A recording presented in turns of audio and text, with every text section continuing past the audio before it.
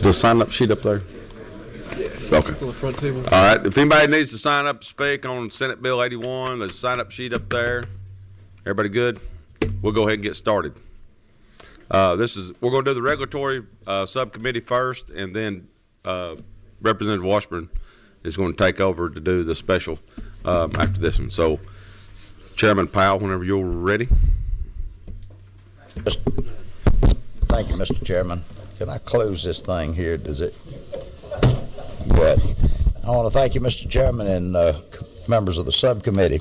I bring to you today Senate Bill 81. This is from Senator Brass. Yeah, this is a bill that we've heard for years. I've been in the legislature for, 35 years. But back in the early 70s, the General Assembly realized the importance of the Motor Vehicle Franchise Act. You've got the manufacturers and you got the dealers. And of course there was issues back in them days that we've got today we didn't have back in those days. But this was all based about the integrity for the consuming public in Georgia. You gonna buy a car? Who's gonna fix that car? Who's gonna guarantee the warranty? Who's gonna do all the paperwork and such like that? So that's basically a short story, and it's, of course, the Franchise Act has been amended several times. Back in the early 90s, the people of Georgia saw fit to pass a constitutional amendment, basically putting the franchise system in the Constitution of Georgia and recognizing the importance. We've done probably several over the years. In my 35 years, I know of 2 or 3 times that we've come in and upgraded the Franchise Act. And today is one that you see in front of you that's an update. And if I might go through the bill pretty fairly, there's 5 different sections to this. One is the legislative findings. It adds recall services, which is something that the manufacturers are doing, and the dealers have to basically tend to those recalls. It emphasizes the benefits of the competition within the franchise system, something that the Franchise Act has always done. And it introduces a new automotive technology, and those are issues that have to be dealt with. You know, today, the cars today, they have all this technology. Hell, I got a new car and a new truck, and I still don't know what damn buttons control what on it. I have to call somebody to tell me. I mean, I let my roof window down one day at my car. I couldn't find the damn button to close it up.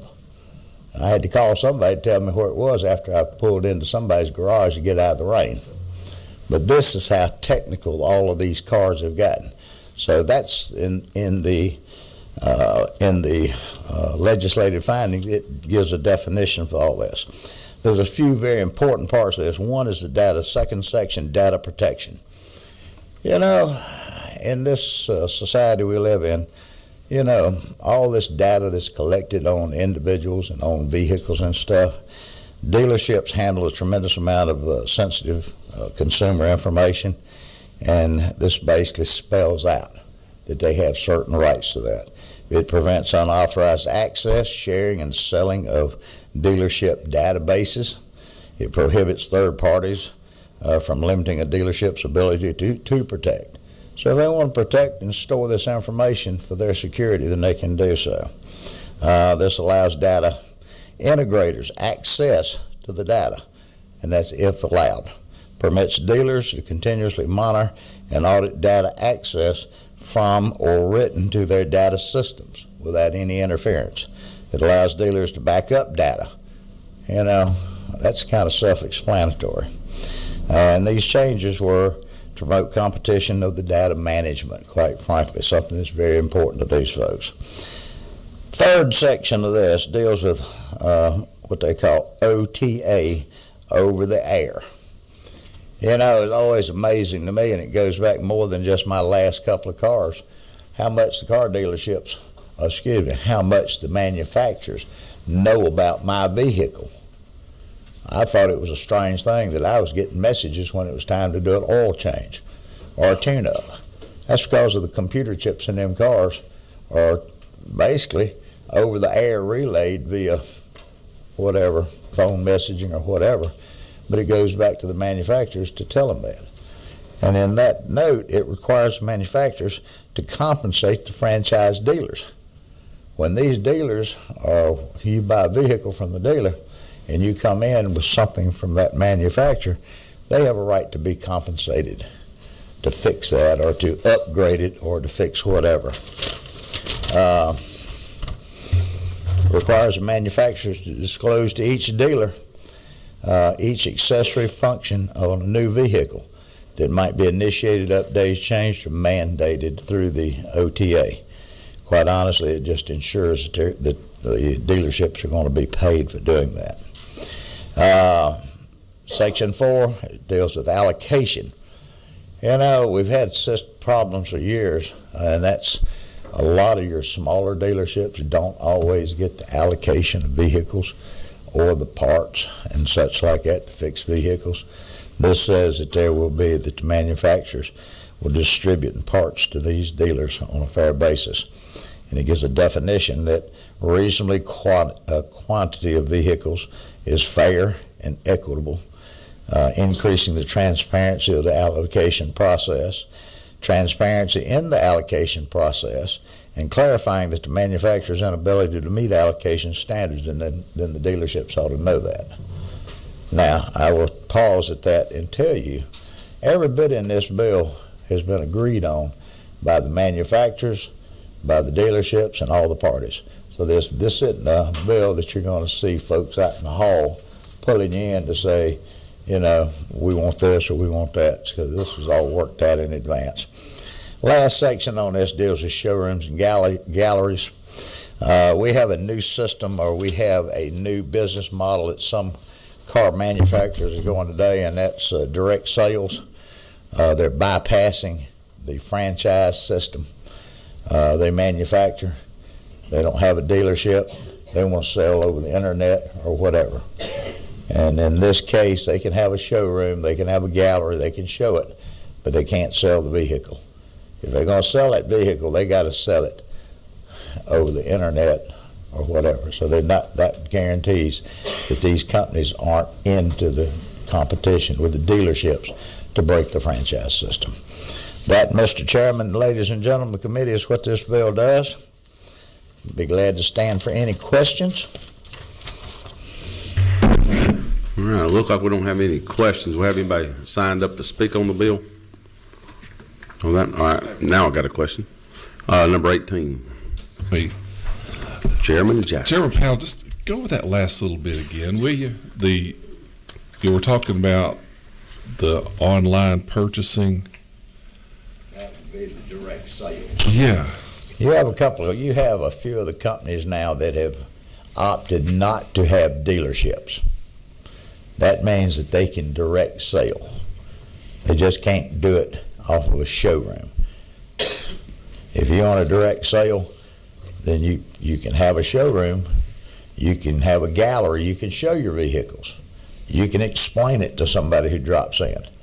But you can't sign a contract, you can't sell out of that, because that's a direct violation to the Franchise Act. Because I thought, a few years ago, just pardon my ignorance, and that we really prohibited that non-showroom site sales sort of thing, that because of the service and all that kind of stuff. Is that not, am I mistaken? I think you're on your own course. I mean, this has been there was a flap that came up between them a few years ago when some of the folks, like the Teslas and some of them, yeah, and then Rivian and some of them, they wanted to break the franchise system in Georgia.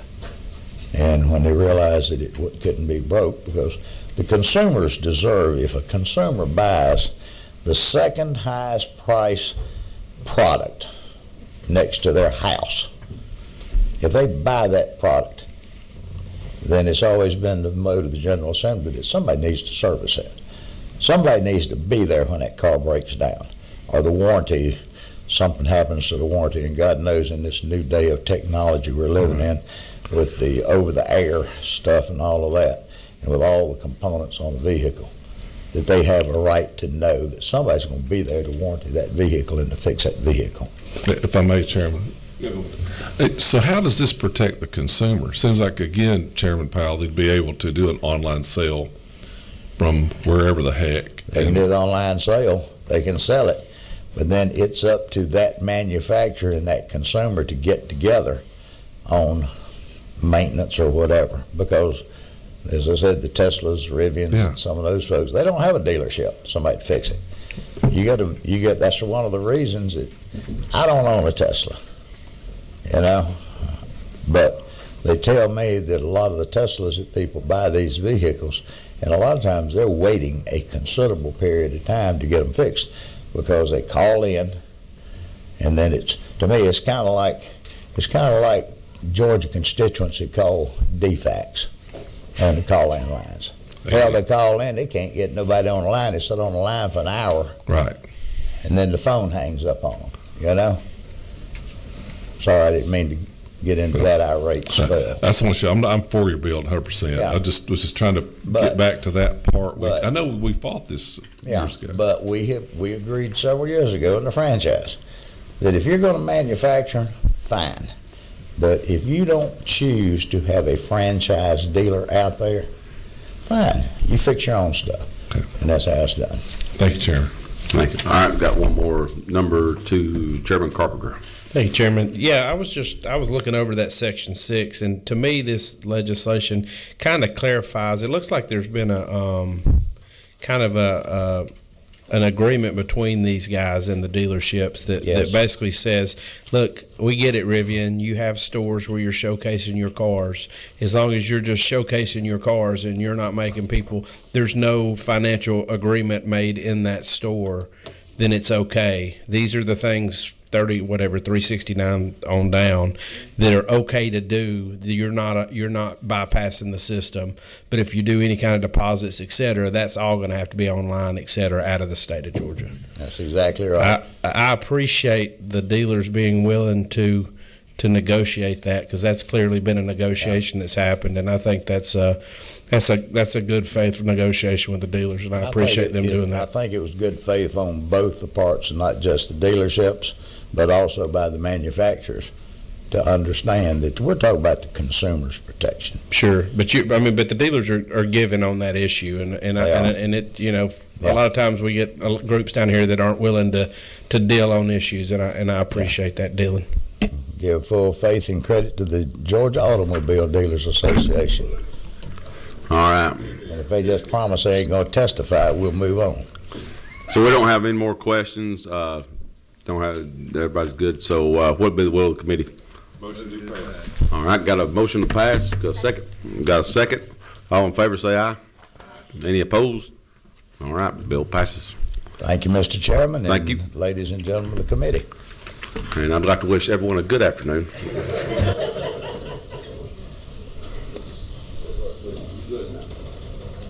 Thank you, Mr. Chairman.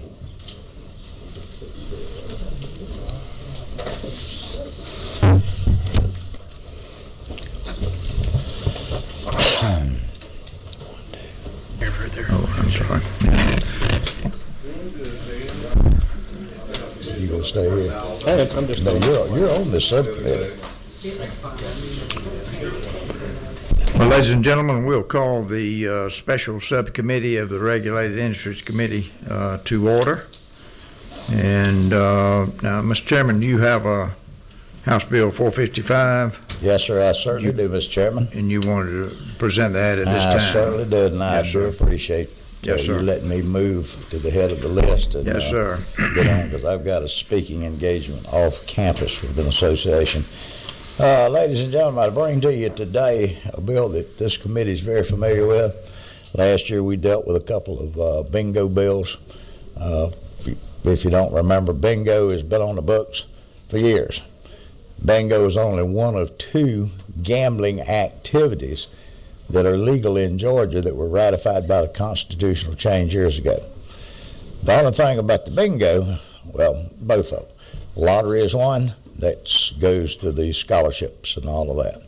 Bingo goes to charitable causes, and that's what it does. If the proceeds or the operators or the proceeds go to a charity. One of the 2 bills that you heard last year is in front of you again this year. This is to change some of the statutes about how bingo games may operate. And if you'll note in the changes in here, we have a few institutions in this state that are pretty proficient in their charitable donating. And what this does is, in this case, that these folks will be, and remember this applies statewide to any charitable organization or not-for-profit. But if you look in this bill, there's a couple of changes that due to the antiquation of the old code statute. If you look on line 48, where the current language is that they can have one bingo session a day, we're moving it to they can have 3 bingo sessions in a day, and those sessions cannot last up to 5 hours. If you look further down, though, you'll also notice that on line 59 and 60, what we've done is we've still left the same language in there that said there'll be no more than 31 bingo sessions a month. So in the old law, where if you were a not-for-profit or charitable organization, you could have a bingo session every day of the month. This says you still can only have 31, but if you want to choose to have 3 on a Saturday, you can do it. And that's for the convenience of these folks that do that. Line 61, currently there's a $3,000 cap on cash or gifts per session, and we're raising that to a $6,000 cap per session on bingo.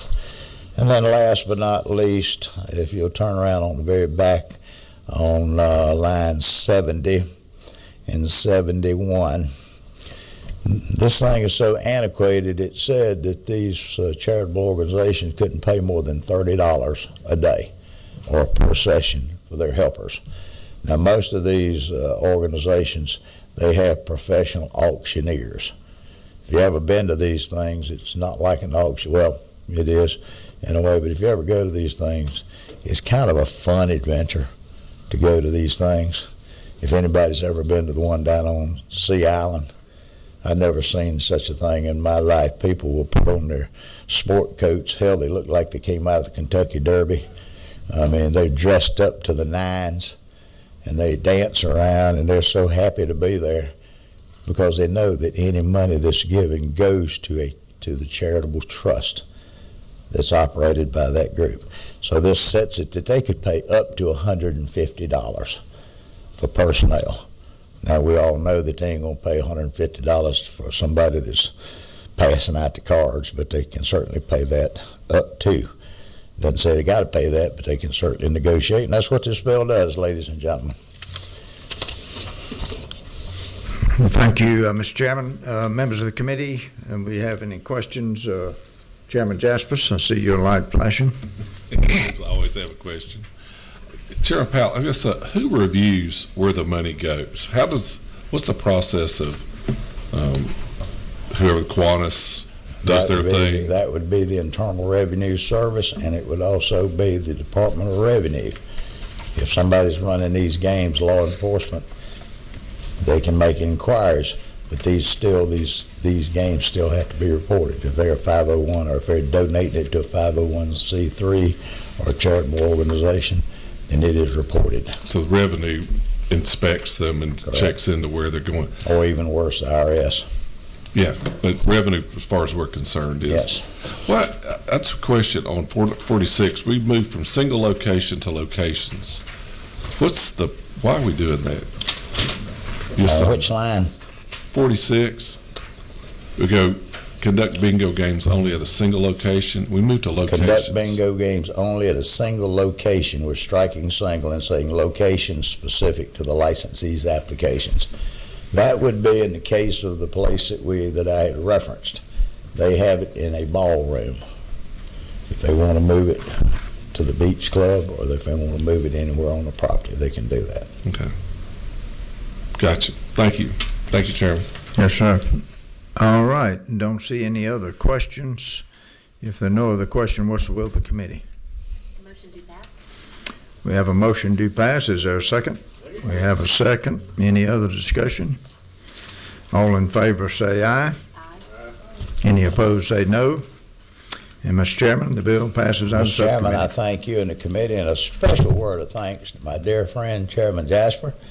He started transportation off, and I got squeaky in the chair for a while, but he got finished in plenty of time for this subcommittee, and I'm going to leave you in good hands. Thank y'all. Thank you, Mr. Chairman.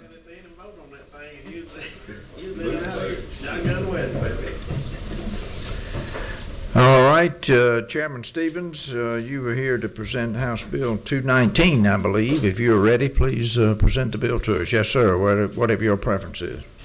Thank you, Mr. Chairman.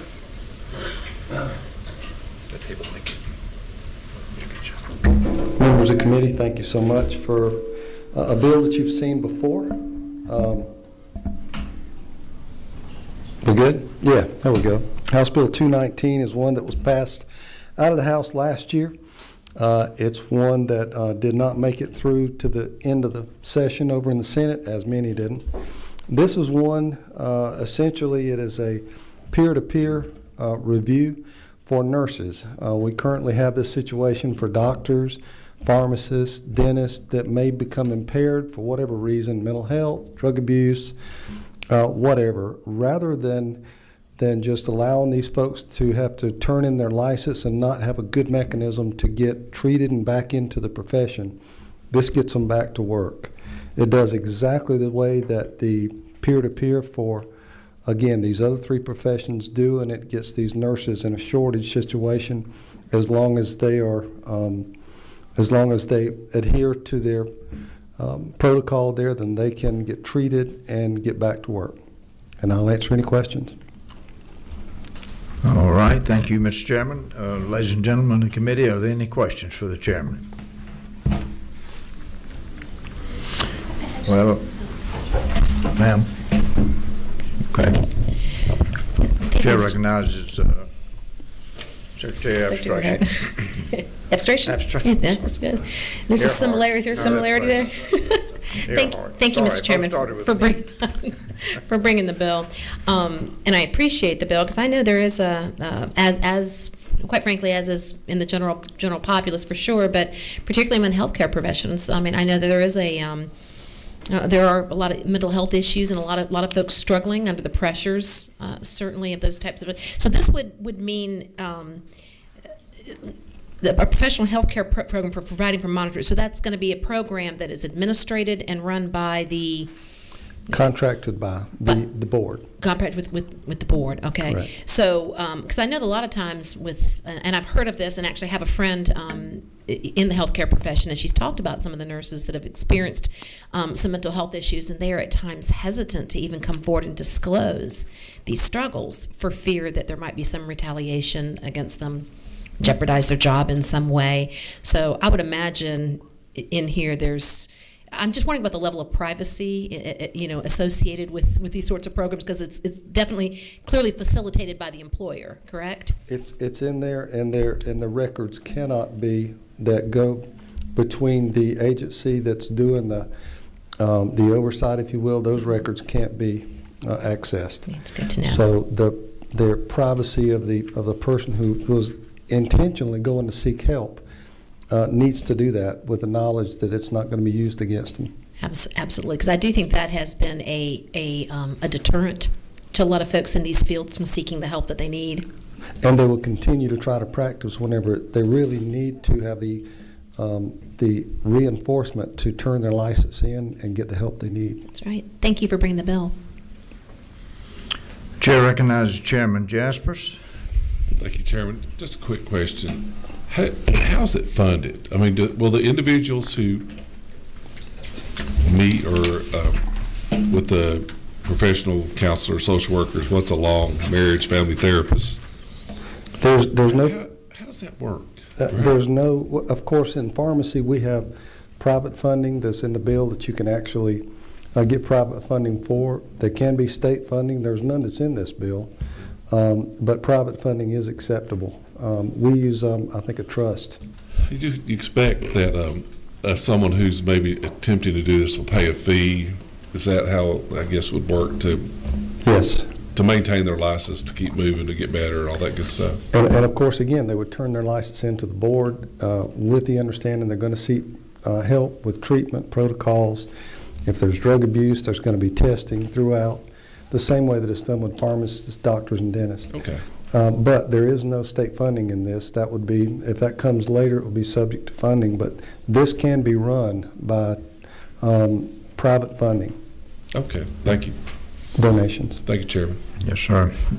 Chair recognizes Chairman Carpenter. Thank you so much. I appreciate you bringing the legislation. Obviously, as a man who employs a lot of second chance folks, I appreciate the legislation. I have a question about. It doesn't say anything about what do you do as an organization if you have repeat offenders, and so, and I guess they could do that within the board rules and regs, but I think from a policy standpoint, there should probably be at least a conversation on 3 strikes or you're back again. You know, these people are dealing with the public, and you think back to some of the podcasts you hear about physicians, quite frankly, that have been habitual violators of certain things, and the board never seems to address it, sweeps it under the rug. So is there any conversation about, hey, if you have to come to this 3 times in a year, sorry, it ain't going to work, whatever. I've seen the board of pharmacy, quite honestly, whenever there's a repeat offender, to your point, that's back onto the board again. And honestly, that's within their purview. I've never seen anyone with a 3-strike come back and get approved to get their license again. They'll have to go on, quite honestly, and do something else. I've never seen that. But that's the whole intent, is if you're going to follow the protocol and you're going to follow the program, you better follow the program. Otherwise, you need to look for another profession. You've got people's lives in their hands. All right, I see no further questions. What's the will of the committee? Motion to pass. We have a motion for due pass. Is there a second? Second. Motion and a second. Is there any other discussion? Well, hearing none, if you favor this motion, please say aye. Aye. And if you oppose it, please say no. And, Mr. Chairman, the bill passes out of subcommittee. Thank you, committee, so much. Next, we've got Representative Horner to present House Bill 342. Thank you, Chairman. Yeah, Representative, have a seat and proceed when you're ready. House Bill 342 is one of my favorite type of bills. We're just striking code section. It is a deregulation bill. It repeals advertising restrictions on low THC oil licensing. In the last 6 years since the old code section was put into place, the market has massively changed. And as we see, I know Chairman Carpenter is well aware, in Northwest Georgia, we have out-of-state markets that is advertising to Georgia citizens online every day, while companies in Georgia are prohibited from advertising. This is a well-regulated industry. It's 6 companies that we regulate every year in the state of Georgia. So they are regulated. This bill in no way, shape, or form does it change other aspects of the low THC oil program. This is just deregulation of allowing them to advertise. That way our PTSD veterans and other people that need this medical treatment can get that medical treatment. I'm going to turn it over to my friend Josh now and let him say a few things on this bill as well. Welcome, Josh. Glad to hear from you. Thank you, Chairman. Josh Mackey, representing True Leave of Georgia, one of the 6 state licensees on this. As Representative Horner said, I think the interest in this is just helping provide awareness of the program overall, people's potential eligibility for it based on the conditions that are listed in law, who would be eligible, as well as, being able to let people know where to go in terms of locations across the state to obtain this product. Whether it's, medical or hemp operators, they don't have a restriction like this. Again, we are a licensed, state-sanctioned producer of a product in Georgia. We make it in Georgia. We sell it in Georgia under authority of the state. Okay, any questions by members of the committee?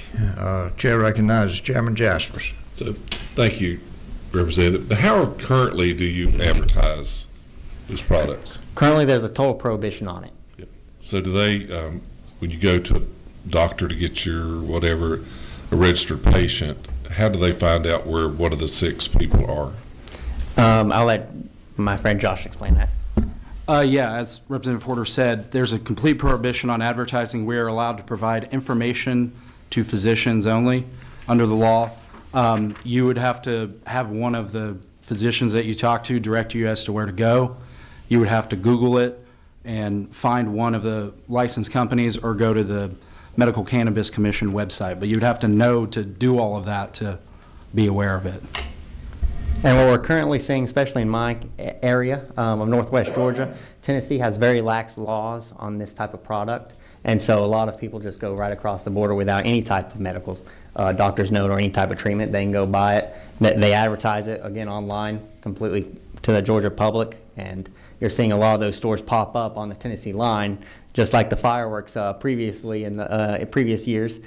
They're right on that line, and they just go right across that border and get that product anyways. So other states are well ahead of Georgia's curve on that anyways. So this is just, like I said, we license 6 companies, and it's just a deregulation bill for us. So, Mr. Chairman, if I can, just a couple more questions. Yes, sir. So now we're going to be inundated with advertising on our social media. Can we blame you for that? Well, it's already there, especially from Tennessee, so at least No, we can have some Georgia advertising. I'm 50 miles away, and so now we're going to have more flashing lights on convenience stores. Is this, these products are not sold in convenience stores? No, they're not. Okay, good deal. Thank you. Thank you, Mr. Chairman. Chair recognizes Secretary Earhart. And I think I may have gotten a partial answer to my question based on Chairman Jasper's question. But so can you just kind of paint a picture for me here? What sort of advertising are we? I mean, I can think of all sorts of types of advertising, and I do agree that it's a simple deregulation bill. In essence, the deregulation is simple. The product is not simple. We're not deregulating corn here. It's certainly. I can imagine the implications. I'm trying to paint a picture for me about what sorts of advertising. Are we talking billboards, social media, placards? I don't know. Are we going to have characters sitting on corners spinning signs? I mean. Well, it's up to the company to decide. That's where we let the company decide how they want to advertise, of course. Companies, again, out of state can already do this. They already advertise online from Tennessee, from Alabama, from Florida. So this just allows Georgia companies that we regulate, the 6 companies, to allow them to have advertising. I would say, given it's a medical product and there's a limited pool of people, you have to have a certain set of conditions that are in statute. Broad-based advertising is unlikely. For example, though, we have a location, a monthly local magazine asked if, we could advertise in it, and we're prohibited from doing that. I'm not saying we would even advertise in that magazine, but that's an example of very basic stuff we can't do. We can't, if there's a veterans group, if there's a group related to Crohn's disease, we can't advertise in any of their publications or things like that. So I think broad-based advertising, there's less than 28,000 people on the registry right now. So I think broad-based mass advertising is not something that would really make sense. Thank you. Chair recognizes Chairman Carpenter. Thank you. Would it be fair to say that we have a product that's legal in the state of Georgia? The consumers may be being advertised online of a product that's not legal and having it shipped into the state because they don't know that there's a legal product available. Is that a fair conversation? The representative knows what he speaks. Yeah, I mean, I just think Absolutely. I just think that you've got bad actors throughout the United States that are advertising online now a product that's not legal in Georgia that you can order from UPS and FedEx, no offense. But they don't know that there's a legal avenue that's regulated in the state per se. And this would allow you to illustrate that. Absolutely, especially with us being only 30 minutes away from Chattanooga. I mean, that's a short drive, and they're already doing it. So for instance, there's billboards with marijuana leaves on I-75 advertising businesses that aren't even in Georgia. And I guess I don't know if legally they can do that or not do it, but they're doing it. And I don't know how I guess nobody's looking at it, but No, exactly. I mean, Currently, legally, they can do it. yeah, you drive to Chattanooga to eat, and before you're still in Georgia, and there's a marijuana leaf on a billboard. I mean, no question. So, thank you for the legislation. Absolutely. Thank you. All right, I see no further question. What's the will of the committee? Move to pass. We have a motion for due pass. Is there a second? Second.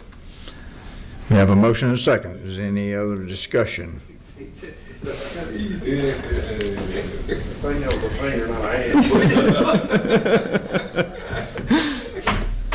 Y'all are making Representative Horner nervous down there. Now I know who my true friends are. Hearing no further discussion, if you favor this motion, please say aye.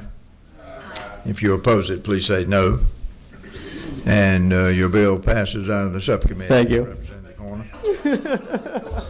And that concludes our business, and so the meeting of the Special Subcommittee of the Regulated Industries Committee is adjourned.